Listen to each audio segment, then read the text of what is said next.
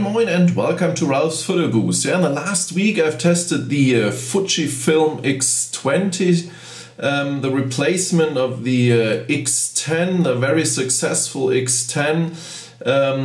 So they'll look very similar, but there are some differences between these cameras. So let's start with the X20. So what's similar to the X10? That's the lens. It's still a 4x zoom lens, starts with a 28mm focal length, goes up to 112mm focal length, and the lowest aperture is 2.0 in the 28mm focal length and 2.8 in the 112mm focal length. Yeah, and you start the camera in the same way like the X10, just turn the zoom dial, and then the camera turns on. So in the front there's only one difference, and that's the X20 logo. So you have still the dial to change the different focus things between single, continuous and manual focus. So the front is absolute similar except the X20 logo. Yeah, look, go to the top of the camera. You still have the exposure correction dial, the FN button, the shutter release, the program dial, you have the external flash shoe, and you have the internal flash which pops out like this. So one change on the program dial, you don't have the EXR position, but now you have the SR plus position. I'll explain you later what this means. So going to the back side of the camera, and on the back side it looks very similar also to the X10.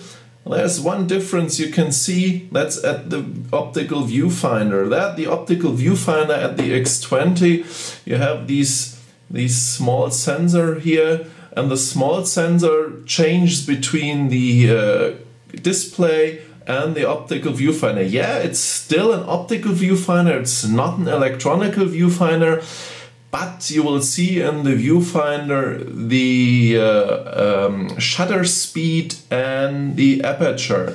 So let's see how this works. You see you have the sensor, and if you go close to the sensor, the screen gets darkened. So, and let's see, hope it works. A little bit difficult. If you press the shutter release a little bit, then you will see there, no, come on. Sometimes it's very difficult with the camcorder to focus. Yes, here we are, 950 and aperture 9.0. You will see P for program, and you will have the green square for the autofocus area where the autofocus goes on. So another nice point is, if you press the FN button on top of the camera, you will see there is the ISO, the value. So if you turn the dial on the back side of the camera, you can change the ISO value while looking through the viewfinder. You don't have to take the camera from your eyes. You can change the ISO value just by pressing the FN button and turn the dial. Yeah, but one thing you have to know, to change the ISO value through the viewfinder, the FN button has to have the ISO option. So you see, if I press the FN button, you will see there the other ISO values you can change by just turning the dial. So the FN button has a lot of different options. So you have to have the ISO option on the FN button. And one very easy way to change this is not to go through the menu, but press the FN button a little bit longer. And then you have the different settings for the FN button. Oh, it's in German. Just change it to English so I can show you the menu. Here is the menu. Just go on the first point and then scroll down to the main menu, and here we have the language settings. So let's change the language settings to English. Here we are, and now the same again, press the FN button a little bit longer, and here we have the different settings for the FN button. So I use the ISO function on the FN button because I like it, because I change the ISO settings most often compared to the other things. So another trick is the Q button. The X10 had the RAW button at this place, but if you did the firmware update on the X10, you also had the Q button on this place. It's only named RAW button, so press the Q button and here we are. You have the most important settings of the camera directly on the screen. Just go to the setting you want to change, like ISO or the size, and then turn this dial or turn this dial, and you can change the setting very easy. Just go up to the ISO and you can go up to 12,800. That's the highest ISO setting for the X20, and important, the ISO setting till up to 12,800 has the full format, so it doesn't size down like the X10, which was going down on ISO 4000, 5000 and 6400 to a medium format, and at the ISO setting 12,800 it goes down to almost half of the picture size or the picture resolution. One important thing, if you want to take pictures in the RAW format, just go to this point and you change to RAW, and you see the ISO value goes to yellow and changes to 3200, because if you take pictures in the RAW mode, the highest ISO setting you can get is ISO 3200. If you go back to the normal JPEG mode, you are up to 12,800. So you see, even if you make pictures with RAW and JPEG, 3200 is the highest setting. Go back to the JPEG mode. So yeah, that's very easy to change the settings of the camera here. It's very fast, it's very easy, and I like it very much. So yeah, that's one thing. The Q button is at the same place like the X10, but it's named Q button. One trick: press the Q button a little bit longer and the display will lighten up. So that's the sun mode. You can change also in the menu, but much easier with the Q button. Press the Q button a little bit longer again and you're back in the normal mode.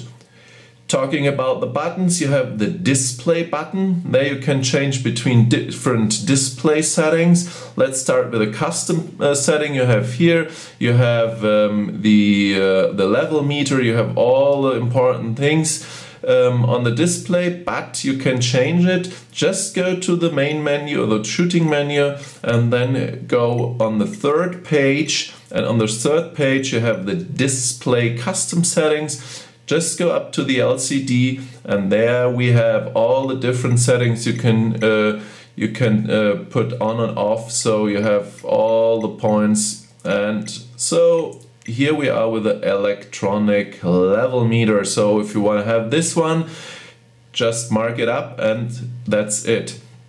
Yeah, so then we have, if you have is a custom setting, then we have the info setting. Just by pressing the button 2, 4, 3 times, you go to the next setting or to another setting. You can do it also by dialing, but it's much easier to press the button once or twice. So this is the info display.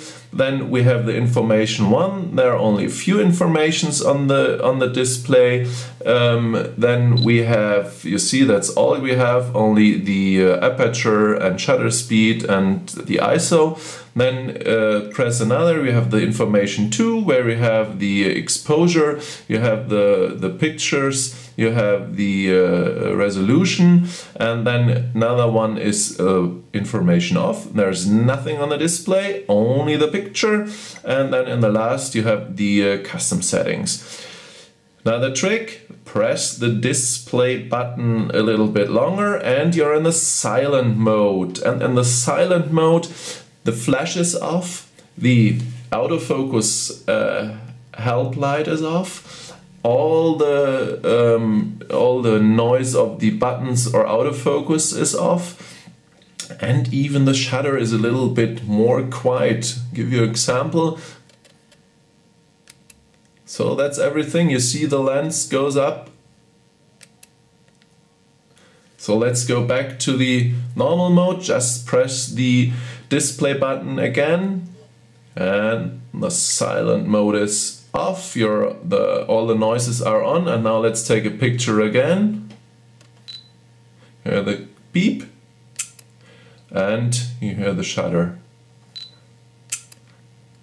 So yeah, if you want to take pictures in a museum or during a concert, just go in the silent mode. And another trick, pressing a button longer, is the menu button. If you press the menu button a little bit longer, you can lock the buttons here. You lock the four-way button and you lock the Q button. What you don't lock is the white balance. What you don't lock is the different shutter, not shutter speed, the different serial modes. And what you don't lock is the photometry to change between the different exposure measurements. Yeah, so these are not locked, but the Q and the other buttons here are locked. So you see the small sign inside, so it says button is locked. Yeah. To change it, just press the menu OK button again, a little bit longer. Oh, my big finger, so sorry. Now we are, and it's off. So these are the three nice functions for these three buttons here. Yeah. Let's talk about the autofocus and manual focus, because the manual focus is a nice new thing I will show you. You see the autofocus area is here at this place. If you press the autofocus button, it's now at this place. At the X10 it was here on the side of the screen. Press the RF button and you see there's this small screen square. You can move it just where you want, so you can put the autofocus field wherever you want. And if you go to a certain place like this, you can change the size just by turning the dial here on top. You see you can change between 5 different sizes. One trick, if you press this button, it's not only a dial, it's a combination of a dial and button. If you press the dial, it goes up to the middle size. If you're big, it goes down. If you're small, it goes up. Just press the button and you go up to the middle size or to normal size.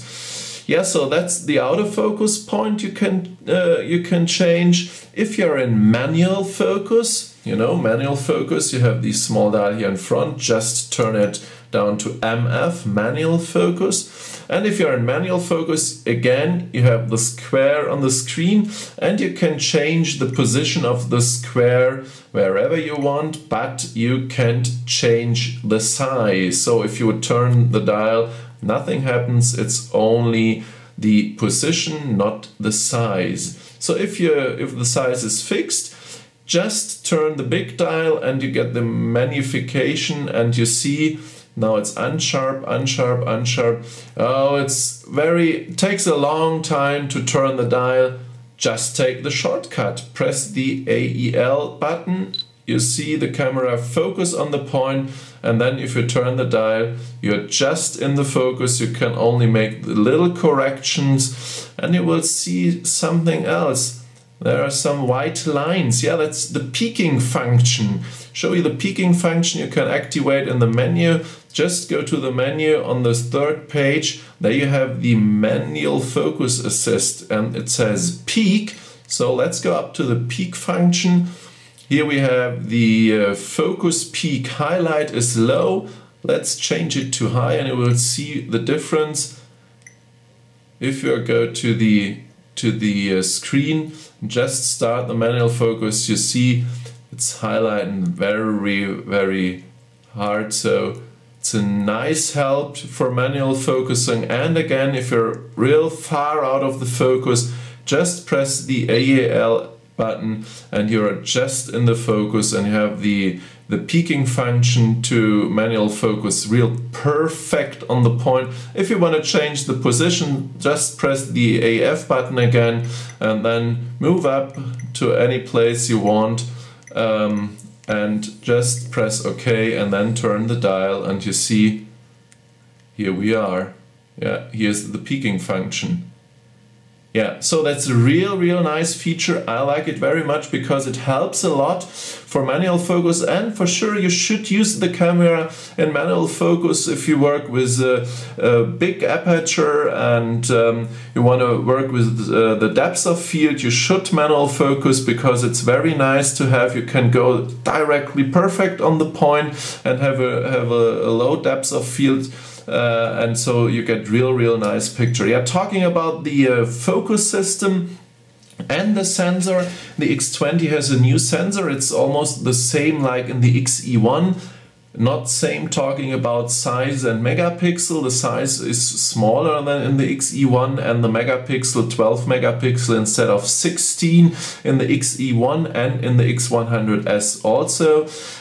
Yeah, but it's the same kind of sensor, so it goes up a little bit, give you a little bit better picture quality in the high ISO, and in the low ISO the picture quality is better than in the X10. It's a little bit sharper, crisper, has a little bit more contrast than in the X10, but it's not the big difference. It's a difference, but it's not the real big difference. So yeah, the X20 is better talking picture quality, but not it's not a big jump to a new area or to a sensational picture quality, because the X10 has a good picture quality, and so yeah, it's very good. Another point is the sensor of the X20 has in the middle of the sensor special pixel for the face detection autofocus. So if you use the AFC, the continuous focusing, you use these main pixels in the middle of the sensor, and they work like a face detection autofocus. I tested it with the X10 and compared it to the X10. I mean, it's a little bit faster, maybe it's a little bit more correct. But also it's not the big jump, it's not a big speed going up, because the X10 was fast too. So, and one other thing, only the middle part of the sensor has these face detection area. If you go to the autofocus signal and change the autofocus point to all the areas outside of the middle place, you use the normal contrast autofocus, exactly the same autofocus contrast, exactly the same contrast autofocus, which is in the X10. So there's not the big difference. I mean, it's a little bit if you take pictures of dogs or children coming to you, running to you, or running away from you, the X20 is a little bit faster and a little bit more accurate. Getting the focus point, but it's not the big difference. It's better, but the X10 also is very fast and very good. Yeah, so these are the difference between the sensor, talking quality and talking speed. Yeah, so let's have a look at the film function or video function, because if you go to the video function, you turn the dial to this small video camera. If you go to the video function and go into the menu, you will see some new things. First of all, you will see the resolution. It goes up to 60 frames per second, so 60p progressive in full HD mode. The X10 was only working in 30p, 30 full frames per second, so picture quality is better, talking about video quality. And so yeah, the X20 is much better talking about video quality. So the next nice thing is you can shoot pictures while you take a video, and you can change between the movie priority or still image priority. And the next very important point for professional video filmers, you can adjust the microphone level. So if I'm talking very loud, you just go down, and so go up or down. So if you take a movie from a concert, it's very nice to adjust the microphone level. You will say, taking a movie from a concert with these small microphones built in the camera, okay, they are stereo, but no. For the X20, Fuji has a special option. You have a microphone which goes to the USB port. So you just put it in the USB port. You have an external microphone. You can put it on the flash shoe adapter. It's a Fuji microphone. So you have an external microphone. You have real good sound quality, and you have the good picture quality. So yeah, the X20 comes a little bit closer to a movie machine. I mean, not really. There are more special cameras for taking movie, like the GH from Panasonic, but it's a good option for taking movies. You use a tripod, put the camera on a tripod, you have the zoom function. Even if you have to turn the zoom, but you can hold the camera very firm, and you see I can zoom also. And if you have the camera on a tripod, I think it's much better than with the X10 with the external microphone. Yeah, going to the next point of the program dial, starting with the P, it's a program mode. Then you have the shutter and aperture priority. You have the manual settings for shutter and aperture. Then you have C1 and C2, the two custom modes where you can set up the camera as you like. Then you have the movie mode. Then you have the SP mode for the different settings of the programs, like portrait, landscape, sport, night pro, fireworks, and all this stuff. So these are the usual things you can change between.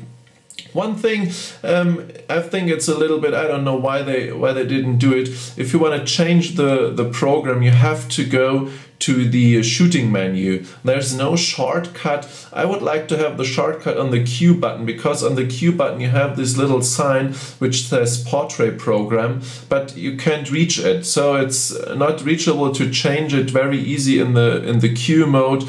I would like to have this in the Q mode. So yeah, the only way is go to the main menu or the shooting menu, or the other option to change it is just turn the dial once forward and back, so you're again in the scene mode.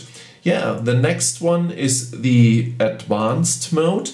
In the advanced mode you have different settings. First of all, you have the advanced filters for special effects, like these toy camera filter, miniature filter, pop color. So there are lots of different fun filters you can choose between, and yeah, I like it very much. I like to play around with the fun filters. I like to play around also with the filters of the Olympus cameras. They have these filters too, so I like it very much.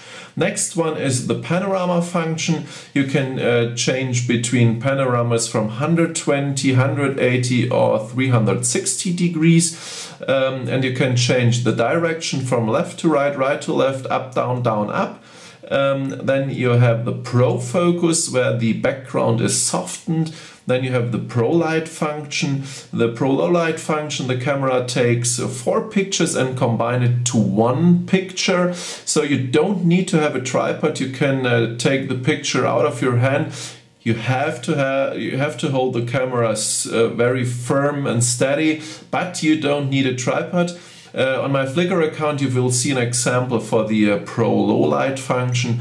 And the last point is multiple exposure. To take 2 pictures and the camera will combine it to a single image. Yeah, so this is the advanced mode. Then you have the auto mode, where the camera does the settings by herself, and you have the SR Plus mode.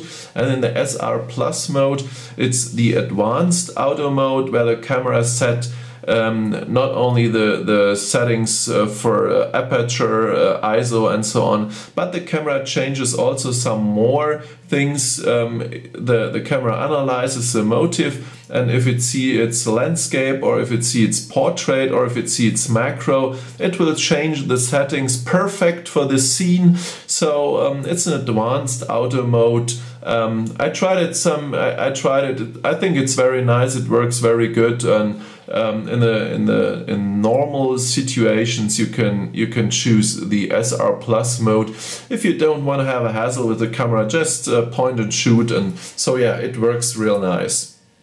Yeah, so these are the main settings, and these are the main functions. In the replay menu, if you press replay and then press OK, in the replay menu we have a photo book assistant, image search, erase pictures, you can mark for upload, you can make a slideshow, you have the raw conversion module, red eye removal, you can crop or protect pictures, you can resize them, you can rotate, copy them. The camera has an internal memory, so you can copy it from the internal memory to an SD card, and you can make a print order in the playback menu here. So this is the playback menu. Let's have a short look at the program or the shooting menu. You have the ISO, image size, quality, dynamic range, film simulation, you know, the Provia, the Velvia, Astia, and the different black and white filters.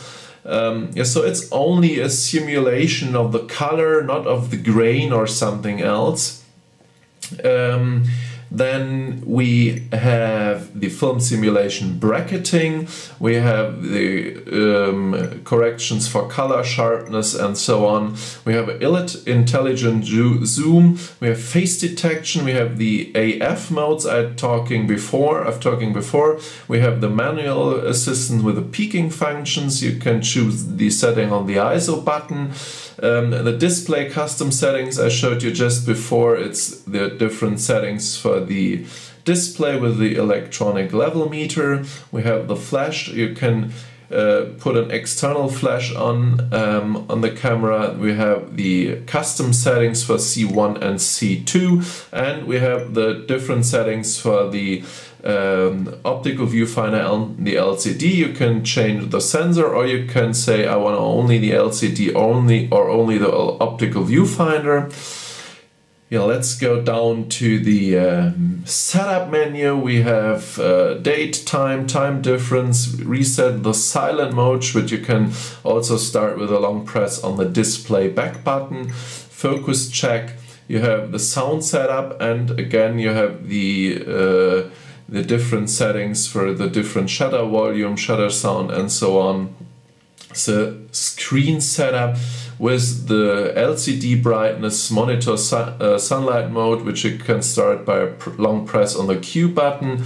You have the framing guidelines and the background colors you can change. Then power management, the image stabilizer, you have different settings. The X20 again has an image stabilizer in the lens, so they have a small, they have a lens which moves and give a correction to the shaking of your hands. Then you have red eye removal, the autofocus help light in front of the camera. You have the AA and AF lock mode. You can change between press or on-off switch. Then you can say if the AF button only works for auto exposure or autofocus, or for both to lock. We have the focus scale, you can change to feet, and the Wi-Fi transfer. If you use an Wi-Fi card, I like it very much, the Wi-Fi cards. If you use it, you can use it and you can turn it off, so it saves a little bit of energy. Yeah, so these are the main settings in the menu. Yeah, I like the X20 very much. I like I like the design. I like the haptic, how to hold the camera. I like the accessories, like the leather case and the leather strap. You have a nice sun lens in front of it. So I like the X20 very much. And one new thing, one very important thing for me, the X20 is also available in silver and black. And in silver and black it looks like the Fujifilm X100S. With a silver top and the silver bottom. So I like the new color very much, and I like design and I like the retro look. So for me, the new design, the new silver black design would be one point to buy the X20 instead of the X10. But honestly, the X10 is a real good camera, is still a real good camera. So if you want to buy a good camera, it's now a little bit cheaper than when they start the selling of the X10, because this one is now in the market. They stopped producing the X10. But if you want to buy a real good camera with good picture quality and good functions, the X10 again is a real good choice. But the X20 is a little bit better, has more options, has the new the new Optical Viewfinder, has the peaking function for manual focusing. So there are a lot of nice and interesting new functions in the X20, and it's absolutely worth to buy. It's a real nice camera. You will enjoy to taking pictures, and the picture quality is real on a high level. So that's my review of the X20. I hope you enjoyed it. I hope it helped you a little bit to decide which camera fits you best. And on my internet page you will find the review, unfortunately only in German. But take a look on my Flickr account. There are the test pictures. There are a lot of pictures from the other cameras to look. There are picture in the different ISO settings for the camera and the different aperture settings for the camera. So you can see, for example, the difference between the different apertures in high ISO, because it's very important to shoot with big aperture size like f-stop 2.2, 2.8, or a maximum up to 4.0 to get really good picture quality in the high ISO area. So all this you can see on my Flickr account. Yeah, I hope you enjoyed it. Come back again, see more of my videos. The video of the X100S comes up soon, so stay tuned, and thank you and bye bye, moin moin.